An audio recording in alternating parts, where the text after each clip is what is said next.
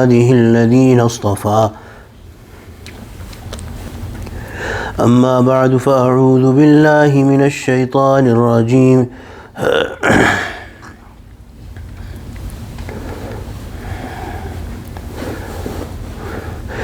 فإنهم عدو لي إلا رب العالمين الذي خلقني فهو يهدين والذي هو يطعمني ويسقين وإذا مرضت فهو يشفين والذي يميتني ثم يحيين والذي أطمع أن يغفر لي خطيئتي يوم الدين رب هب لي حكما وألحقني بالصالحين واجعل لي لسان صدق في الآخرين صدق الله العظيم وبلغنا رسوله النبي الكريم ونحن على ذلك من الشاهدين والشاكرين والحمد لله رب العالمين. Surah Shu'ara, we started last night the mention of Hazrat Ibraheem alayhi in this surah, and Allah subhanahu wa ta'ala is not telling us a story, and the purpose of the Quran is not to tell stories, rather focus on the instructions that we get. That is the reason why different Anbiya's stories have been given in different places and in different parts. So here only pretty much the speech of Hazrat Ibrahim alayhi is mentioned, not the reaction of the people and not anything else. And the reason is that Hazrat Ibrahim as was mentioned yesterday is respected among all religions, among the pagans of Makkah as well, and the Christians and the Jewish people. So all those people whom the Prophet ﷺ was addressing, Hazrat Ibrahim was well known and respected among them.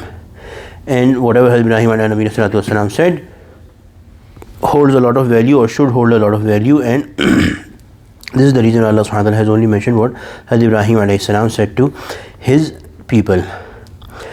فَإِنَّهُمْ عَدُوٌّ لِّي إِلَّا رَبَّ الْعَالَمِينَ, those that you worship apart from Allah, the Lord of the worlds, they are all my enemies.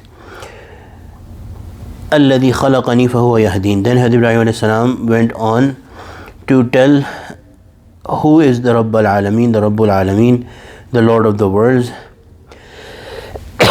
When he got confirmation from these people that these idols that we worship, they do not even listen to us, they do not give us any benefit, any harm, then Hazrat Ibrahim ﷺ started telling about the Rabb al-Alameen, الَّذِي خَلَقَنِي فَهُوَ يَهْدِينَ. He is the one who created me and who guides me.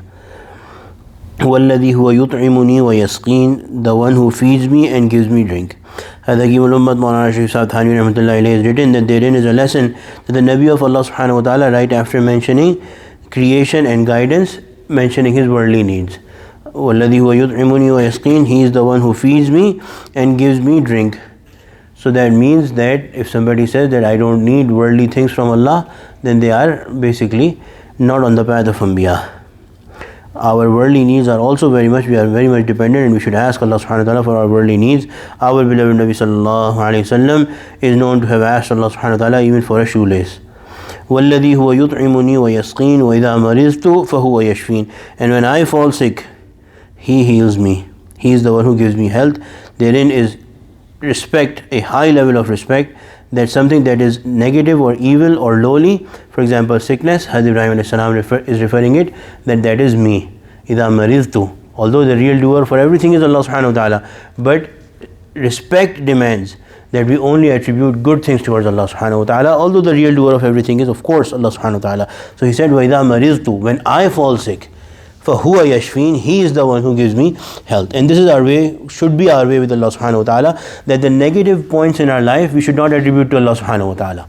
We should say that was because of my sins or because of my shortcomings, and the mercies that Allah subhanahu wa ta'ala gave to us, the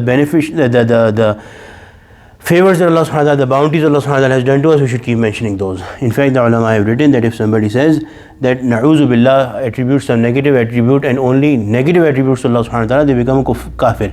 For example, if somebody says na'uzu billah that Allah subhanahu wa ta'ala is the creator of dogs and pigs, and that's it, na'uzu billah, if they just restrict and keep on mentioning this, they will become kafir, because they are only attributing lowly and inferior things to Allah subhanahu wa ta'ala.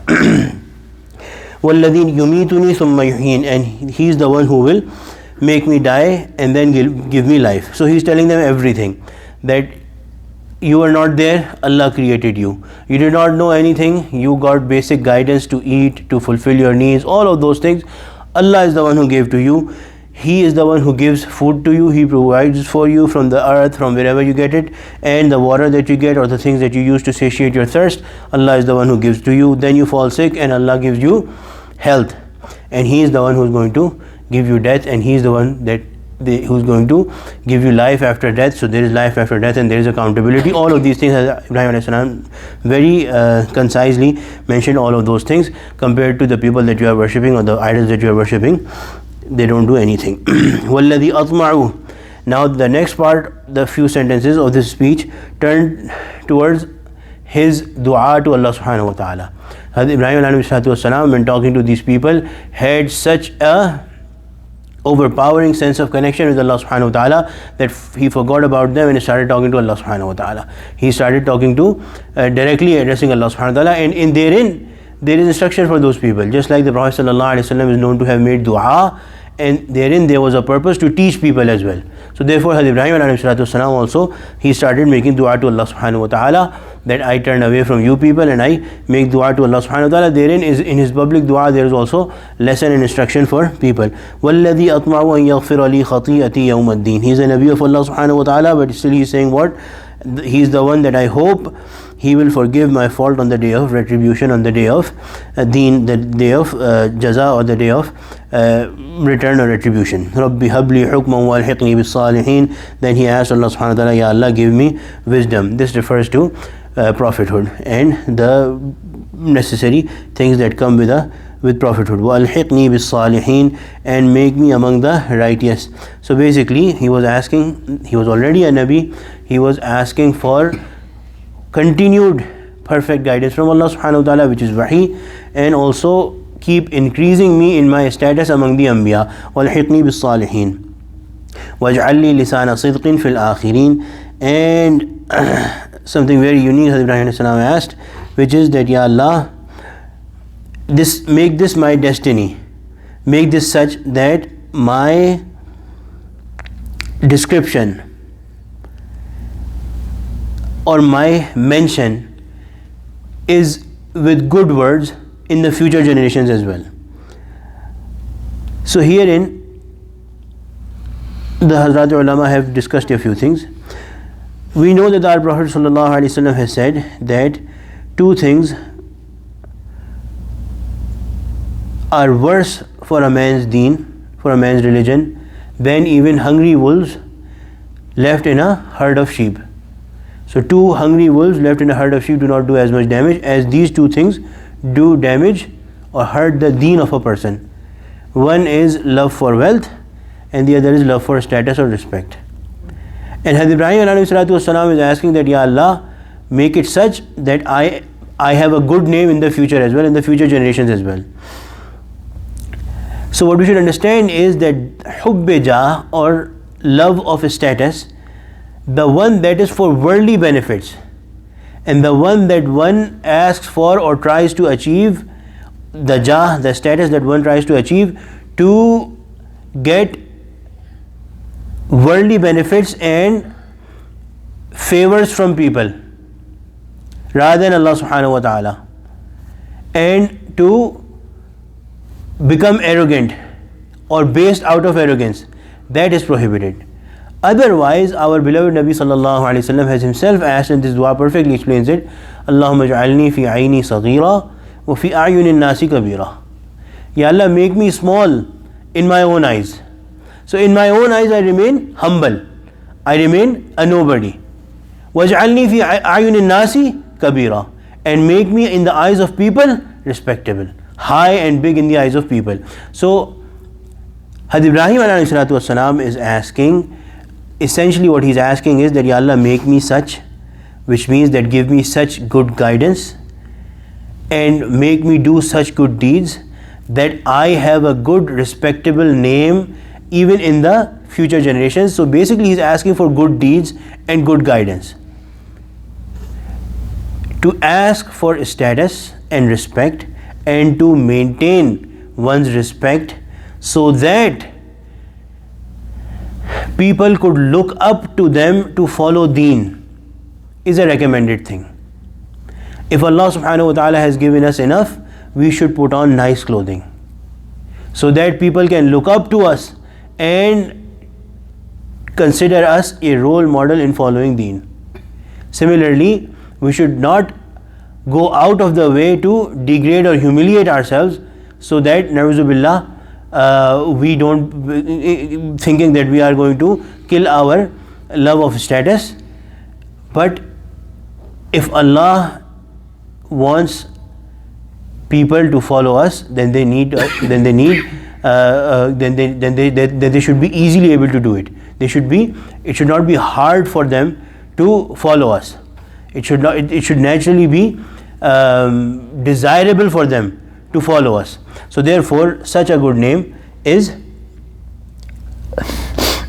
praiseworthy, and that is what Hazrat Ibrahim was asking for.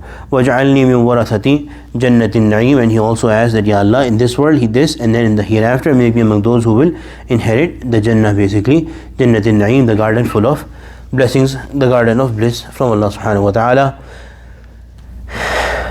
Hazrat Ibrahim's dua was accepted, definitely in this world and in the hereafter as well. He is such a Nabi that he is unique in his station, that he is well respected even after he passed away. In the future religions, even Muslims, they have so many things that come from Hazrat Ibrahim. In fact, in the detail of Durood that we read in namaz, in salah, Allahumma salli ala Sayyidina wa ala Muhammad wa ala ali Muhammad kama sallaita ala Ibrahim wa ala ali Ibrahim innaka Hamidum Majid. So that is a good mention of Nabi Ibrahim والسلام, that right after taking the name of our beloved Nabi, in the salah, in every salah, we take his name. Then we also have so many rites and rituals that come from Hazrat Ibrahim والسلام. For example, Hajj, for example, sacrifice, the season of which is now. Similarly, Hakim ul-Ummat Mawlana Thani Rahmatullahi has written that his good status and the mercy that Allah subhanahu wa ta'ala showed to Hazrat Ibrahim ﷺ was so well known that the reason it was added to the Durood was that the mercy of Ibrahim, the mercy shown to Ibrahim ﷺ is well known.